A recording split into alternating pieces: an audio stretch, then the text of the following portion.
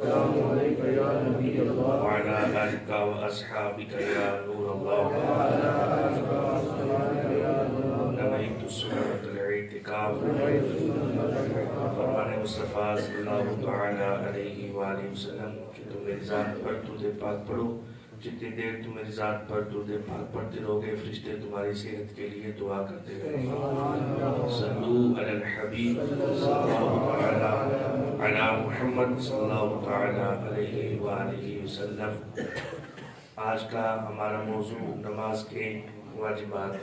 2 دن ہم نے نماز کے واجبات کے حوالے سے ہی گفتگو کی، جس میں ہم نے 6 واجبات تکبیر و قرات کے سماعت کیے، جن کو ایک مرتبہ پھر میں دہرا دیتا ہوں کہ تکبیر تحریمہ میں لفظ اللہ اکبر کا کہنا، الحمد شریف اور 7 سورت ملانا فرضوں کی تیسری اور چوتھی رکعت کے علاوہ، الحمد شریف مقدم یعنی پہلے پڑھنا، الحمد شریف اور سورت کے درمیان آمین اور بسم اللہ الرحمن الرحیم کے علاوہ کچھ نہ پڑھنا، قرات کے فوراً بعد رکوع کرنا اور امام کے پیچھے مقتدی کا چپ رہنا. تو یہ 6 واجبات تھے جو ہم نے پہلے سماعت کیے. آج ہم رکوع و سجود کے واجبات کو سماعت کریں گے، اور اگر ٹائم ہوا تو انشاءاللہ قاعدہ کے واجبات کو بھی سماعت کریں گے. تو رکوع و سجود میں سب سے پہلا جو واجب ہے، جو ترتیب ہم نے پائی لگائی اس لحاظ سے، وہ ہے قوما. اور قوما کہتے ہیں رکوع کے بعد سیدھا کھڑا ہونے کو. تو اس میں عمومی طور پر لوگوں کی یہ غلطی پائی جاتی ہے، جس سے ان کی نماز کا کیا حکم ہوگا. اگر کوئی بندہ، میں آپ سے سوال کرتا ہوں، اگر کوئی بندہ قوما صحیح درست طریقے سے نہیں ادا کرتا تو اب اس کی نماز کیا سجدہ صاحب سے درست ہوگی؟ کیوں بھائی؟ واجب ترک ہوا نا، تو سجدہ صاحب سے نماز درست ہونی چاہیے. وہ قصدن جان بوجھ کر واجب کو ترک کر رہا ہے، اور جان بوجھ کر اگر واجب کو ترک کرے گا تو سجدہ صاحب پہ نماز درست نہیں ہوگی، نماز مکروہ تحریمی ہوگی، وہ واجب الاعادہ ہوگی، اس کی دہرانا اس کو یہ واجب ہوگا. تو اب قوما کہتے ہیں رکوع کے بعد سیدھا کھڑا ہونے کو.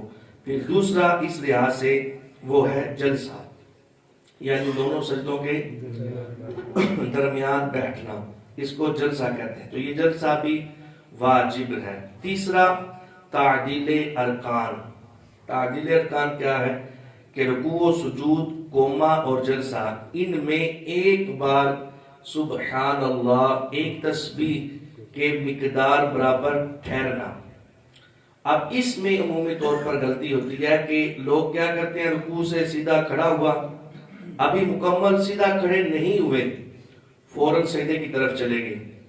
تو اب اگر کوئی بندہ اس طرح کرتا ہے کہ وہ رکوع کے بعد سیدھا کھڑا ہوا اور مکمل سیدھا کھڑا نہیں ہوا، تو اب سجدے کی طرف چلا گیا، تو اس نے قصدن جان بوجھ کر اس واجب کو ترک کیا، جس سے اس کی نماز مکروہ تحریمی ہو جائے گی اور دہرانی واجب ہوگی، دوبارہ پڑھنی واجب ہوگی.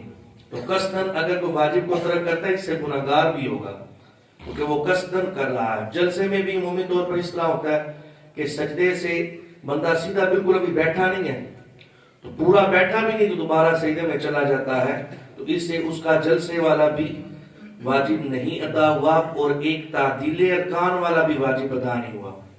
تو اگر کوئی قوما اور جلسہ درست ادا نہیں کرتا تو اس نے ایک واجب نہیں بلکہ 2 واجبات کو چھوڑا ہے. ایک تو قوما والا، دوسرا تعدیل ارکان، یا ایک جلسے والا یا تعدیل ارکان. تو اس پر خیال رکھنا ہے کہ رکوع کے بعد بالکل سیدھا کھڑا ہونا، پھر سیدھا کھڑا ہونے کے بعد ایک تسبیح پڑھنے کی مقدار سبحان اللہ، جتنا ٹائم اس ایک تسبیح پر لگانا سبحان اللہ کہتے ہوئے، اتنی دیر ٹھہرنا واجب ہے. کوئی سیدھا کھڑے ہوتے ہی فوراً رکوع میں چلا جاتا ہے تو پھر بھی اس کا یہ واجب ادا نہیں ہوگا. دونوں سجدوں کے درمیان جو بیٹھتے ہیں جلسہ، اس میں بھی اگر کوئی بندہ اس طرح کرتا ہے کہ وہ پورا ابھی بیٹھا نہیں تو واپس سجدے میں چلا گیا. عمومی طور پر ہوتا کیا ہے، وہ سجدے میں پاؤں ایک مڑا ہوتا ہے، تو بندے نے کیا کیا، وہ پاؤں ایک بچھانا پڑتا ہے بیٹھنے کے لیے، ایک کو سیدھا کھڑا کرنا پڑتا ہے. اب بندے نے کیا کیا، وہ سجدے سے بیٹھنے لگا ہے تو تو اس نے ایک پاؤں بچھایا نہیں، اسی پر جو پاؤں اس نے موڑے ہوئے تھے اسی پر جناب جلسہ کر لیا. آپ مجھے یہ بتائیں کہ اگر وہ دونوں پاؤں سیدھے کھڑے ہوں تو کیا جلسہ ادا ہو جائے گا؟ اس طرح اگر کر کے کوئی واپس سجدے میں چلا جاتا ہے تو اس نے جان بوجھ کر قصدن اس جلسے والے واجب کو ترک کیا اور ساتھ تعدیل ارکان والے واجب کو بھی ترک کیا، تو اس سے اس کی نماز مکروہ تحریمی ہو جائے گی. تو یہ انتہائی اہم ترین مسئلہ ہے کہ قوما اور جلسہ، اس کے واجبات کو بھی ہم نے توجہ سے پورا ادا کرنا ہے. پھر اس لحاظ سے چوتھا جو واجب بنتا ہے وہ ہے بالترتیب 2 سجدے کرنا. ایک سجدہ کیا، پھر جلسے کے بعد ترتیب کے ساتھ پھر دوسرا سجدہ کرنا، یہ واجب ہے. 5واں رکوع ہر رکعت میں 1 بار کرنا، یہ واجب ہے. اور 6 سجدے ہر رکعت میں 2 بار کرنے، یعنی ہر رکعت میں 2 بار سجدہ کرنا، یہ واجب ہے. اب یہ تھے 6 واجبات رکوع و سجود کے لحاظ سے. یہ بالکل آسان ہے اگر بس بندہ سمجھے نا. اب یہ 6 واجب ہم نے سماعت کیے، جس کا خلاصہ کیا ہے؟ قوما جلسہ درست طریقے سے ادا کرنا، اسی میں تعدیل ارکان آ گیا، 3 ہو گئے. بالترتیب 2 سجدے کرنا، رکوع حرکت میں 1 بار کرنا، سجدے حرکت میں 2 بار کرنا، یہ 6 واجبات ہو گئے. یہ خلاصہ آ گیا.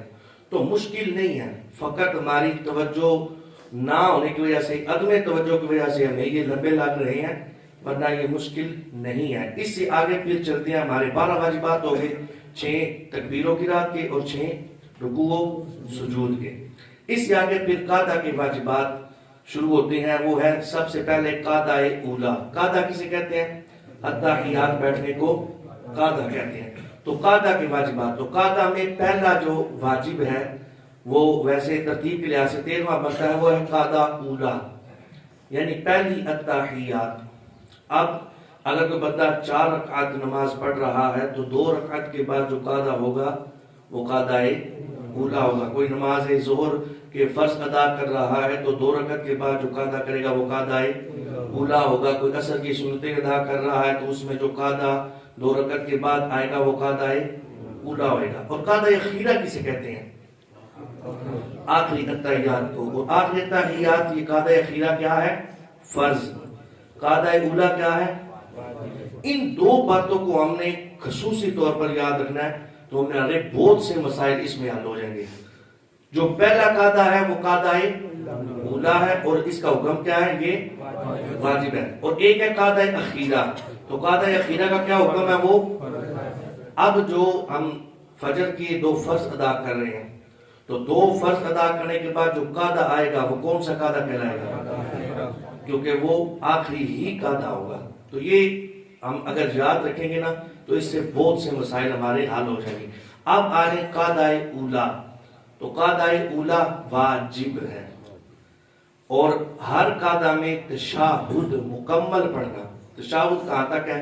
اتحیات سے لے کے عبدہ و رسولہ یہاں تک پڑھنا، یہ تشہد ہے. اتحیات سے لے کر عبدہ و رسولہ تک. تو اس کا ہر لفظ واجب ہے، یعنی اتحیات سے لے کر عبدہ و رسولہ تک یہ پورا تشہد یہ واجب ہے. اس کا ہر لفظ واجب ہے. اب آ جائے اس میں 1-2 مسائل ہیں جو ہم نے توجہ سے سماعت کرنے ہیں. وہ یہ ہیں قاعدہ اولا.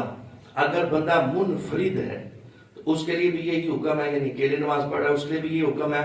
اور اگر امام کے پیچھے مقتدی بن کر نماز پڑھ رہا ہے یا امام ہے تو اس کے لیے بھی یہی حکم ہے کہ ایک بندہ اگر منفرد ہے تو وہ قاعدہ اولا بھول جاتا ہے. یہ وہ مسئلہ تھا جو آدھا بیان ہوا اور ٹائم ہمارا مکمل ہوا، جو میں نے کہا کہ واجبات میں انشاءاللہ ہم سماعت کریں گے. تو قاعدہ اولا منفرد بھول جاتا ہے، یعنی جو اکیلے نماز پڑھ رہا ہے. تو اب وہ سیدھا کھڑا ہو گیا. تو جب وہ سیدھا کھڑا ہو گیا تیسری رکعت کے لیے قاعدہ اولا بھول گیا، اب اس کے لیے حکم یہ ہے کہ وہ ادھر سے واپس نہیں آئے گا.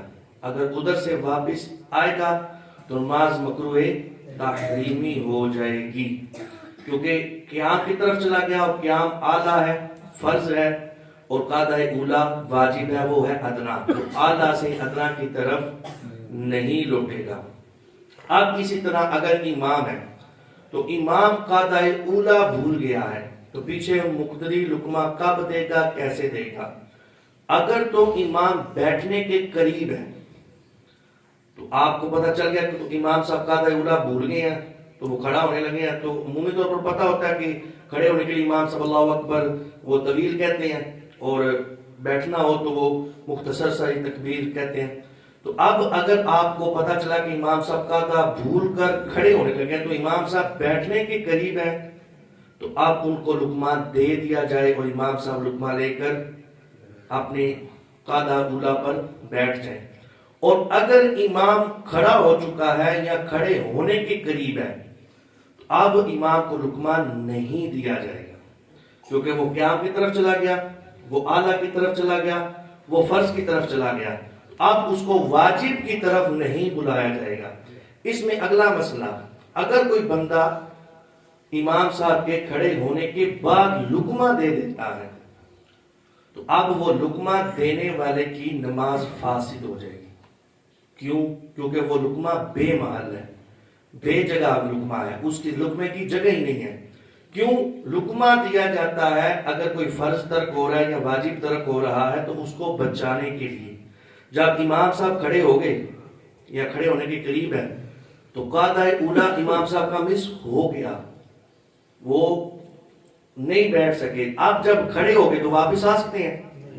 نہیں آ سکتے۔ تو اب یہ جو لقمہ دے رہا ہے اس کا لقمہ بیکار ہے، اس کی جگہ ہے نہیں۔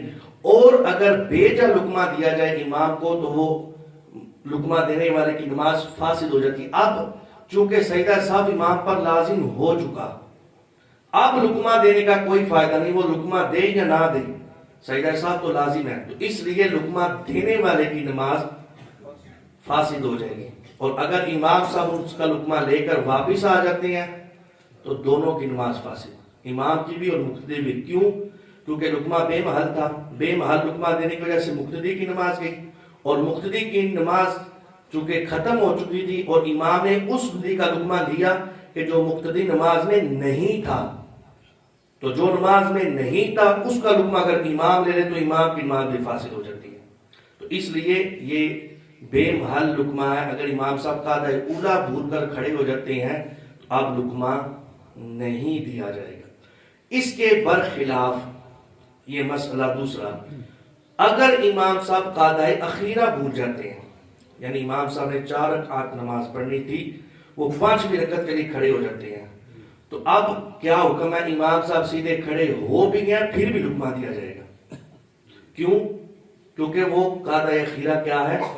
فرض، اور ان کا قیام جو تھا وہ فرض کا درجہ نہیں رکھتا، وہ ایک اضافی رکعت تھی، تو اس پر ہم لقمہ دے سکتے ہیں اور امام صاحب لقمہ لے کر واپس بھی آ سکتے ہیں۔ اگر آپ نے لقمہ دیا اور امام صاحب نے نہیں دیا تو اب حکم کیا ہے؟ امام صاحب، یہ توجہ سے سماعت کرنا مسئلہ، امام صاحب اگر اضافی رکعت کے لیے کھڑے ہو گئے ہیں تو آپ لقمہ دے سکتے ہیں چاہے امام صاحب کھڑے ہو بھی گئے ہیں پھر بھی۔ اب اگر امام صاحب اضافی رکعت کے لیے کھڑے ہو گئے نا تو مقتدی کے لیے اب حکم یہ ہے کہ وہ امام کی اتباع نہیں کرے گا، لقمہ دے گا لیکن امام کی اتباع نہیں کرے گا، وہ التحیات کا اخیرہ میں بیٹھ جائے گا۔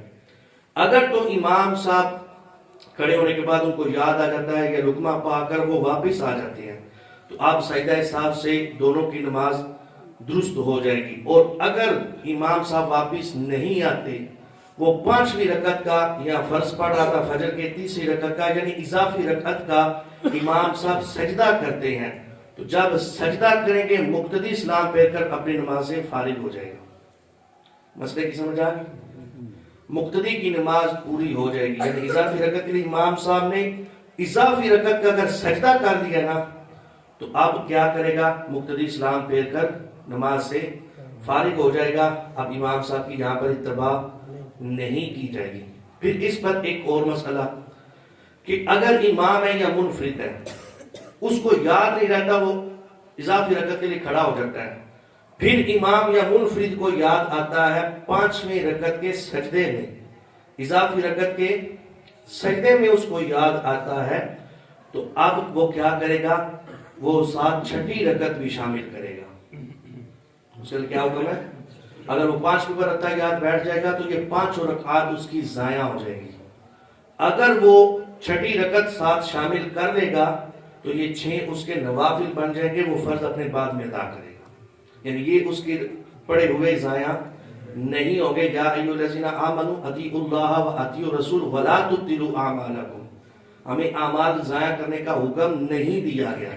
اب اگر 5ویں رکعت کے سجدے میں جا کر یاد آتا ہے, اگر سجدے سے پہلے یاد آ گیا, امام صاحب قیام میں تھے یا منفردہ قیام میں تھا, رکوع میں تھا, قوما میں تھا, تو یاد آ گیا کہ بھائی میں تو اضافی رکعت کے لیے کھڑا ہوں, تو وہ واپس قاعدہ کی طرف لوٹ آئے گا. اور اگر اسے یاد نہیں رہتا, سجدہ اضافی رکعت کا ہو جاتا ہے, تو سجدہ کرنے کے بعد یاد آتا ہے, تو اب وہ ساتھ 6 رکعت بھی شامل کرے گا. تو یہ انتہائی اہم ترین مسائل ہیں جن پر ہماری توجہ نہیں, اور عدم توجہ کی وجہ سے ہماری نماز کے بھی مسائل ہو سکتے ہیں. اب اس میں ایک اور مسئلہ ہے, وہ یہ ہے کہ اگر امام صاحب قاعدہ اخیرہ کرنے کے بعد عبدہ و رسولہ پڑھ کے اللہ اکبر کہتے ہوئے کھڑے ہو جاتے ہیں, یہ بھی ہو سکتا ہے امام صاحب کا یہ گمان ہو کہ میں تو قاعدہ اولیٰ کر کے کھڑا ہونے لگا ہوں.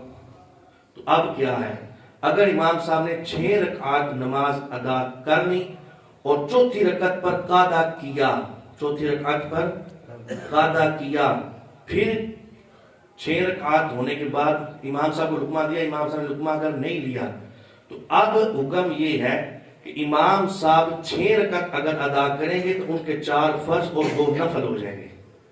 یہ اس صورت میں ہوگا جب 4 رکعت کے بعد قاعدہ کیا, مسئلہ سمجھائی.